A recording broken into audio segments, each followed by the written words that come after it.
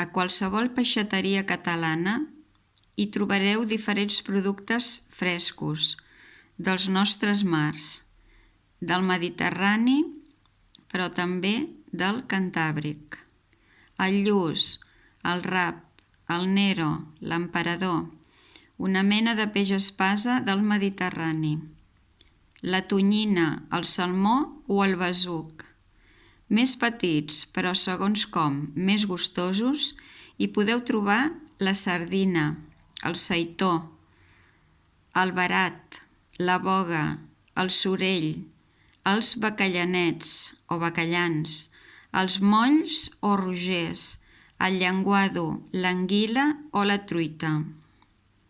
Si el que us tira és fer un bon arròs o menjar crustacis, hi teniu escamarlans, gambes, galeres, musclos, cloïsses i petxines.